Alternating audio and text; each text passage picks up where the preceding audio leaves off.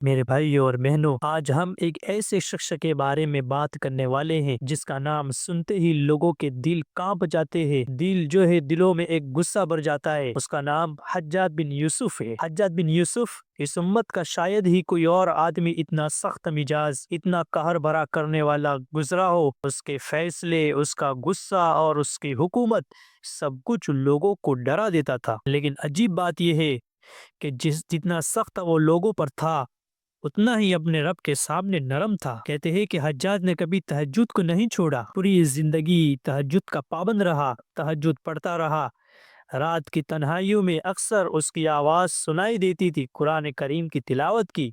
وہ رات کی تنہائیوں میں قرآن کریم کی تلاوت کرتا تھا اور اللہ کے سامنے روتا تھا، اور وہ ہر ہفتے قرآن کریم پورا کر لیتا تھا۔ لوگوں کو یقین نہیں آتا تھا، لیکن اتہاس گواہ ہے، تاریخ گواہ ہے، اس نے اپنی زندگی میں کبھی جھوٹ نہیں بولا، اور اس کا ایمان اتنا مضبوط تھا کہ لوگ اس کے ایمان کی مثال دیا کرتے تھے۔ اس کے زمانے میں ایک قصہ مشہور ہے، کہتے ہیں کہ ایک دفعہ کچھ دشمنوں انہیں لگا کہ وہ اس کے ذریعے حجاج کی عقل، اس کا فیصلہ، اس کی طاقت سب کمزور کر دیں گے۔ جادو کرنے والے نے بڑے احتیاط سے اپنا عمل پورا کیا، تعویذ لکھے، منتر پڑے اور جادو حجاج کے کمرے میں پھینک دیا۔ لیکن جب حجاج نے اس جادو کا اثر محسوس کیا تو وہ ترنت اٹھ کھڑا ہوا۔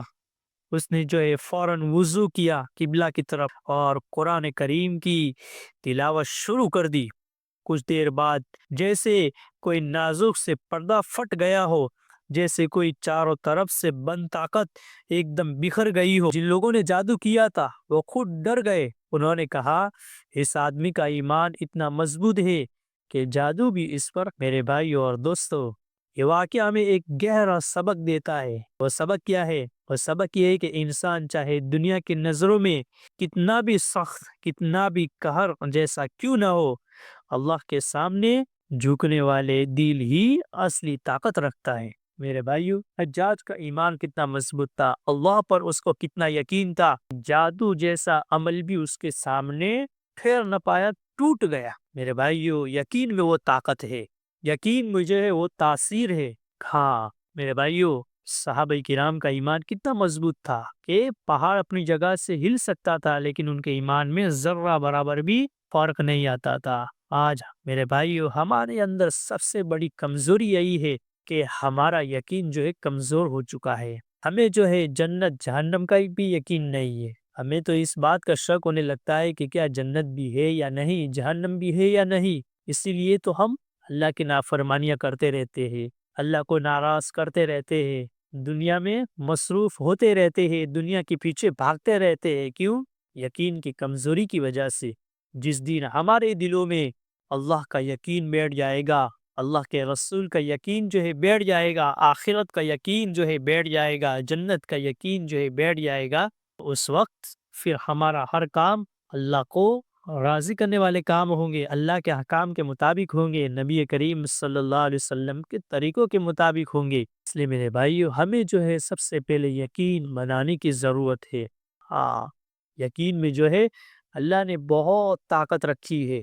جتنا یقین مضبوط ہوگا اتنا ایمان مضبوط ہوگا، اتنے اعمال مضبوط ہوں گے۔ اس لیے میرے بھائیو، ہم اپنے یقین کو بنانے کی محنت کریں، اور یقین بنانے کا راستہ صرف اللہ کا راستہ ہے۔ اللہ کے راستے میں جائیں گے، نبی کریم صلی اللہ علیہ وسلم کی زندگی کو پڑھیں گے، سنیں گے، صحابہ کی زندگیوں کو پڑھیں گے، سنیں گے، ایسے اسلامک سچے واقعات کو سنیں گے، پڑھیں گے، تو پھر ہمارا یقین مضبوط بنے گا۔ پھر ہمارے لیے اللہ کے حکام کو پورا کرنا ہمارے لیے آسان ہوگا، نبی کے طریقوں پر چلنا ہمارے لیے کیا ہوگا؟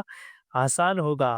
آج ہمیں دنیا پر کتنا یقین ہو چکا ہے، اسی لیے تو ہم دنیا کے پیچھے بھاگتے ہیں۔ کیوں؟ کیونکہ دنیا کا یقین ہمارے دلوں میں بیٹھ گیا ہے، کیونکہ 24 گھنٹے ہماری دنیا کا تذکرہ ہوتا ہے۔ اور اللہ کا یقین کمزور کیوں ہو گیا؟ کیونکہ ہماری زبانوں پر آخرت کے تذکرے ہے ہی نہیں، نبی کے تذکرے ہے ہی نہیں، تو پھر کیا ہوگا؟ یقین کمزور ہوگا۔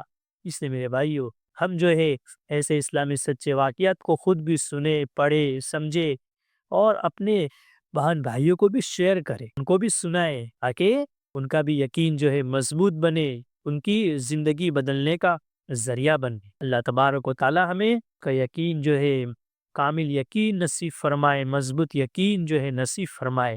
وما علینا الا البلاغ۔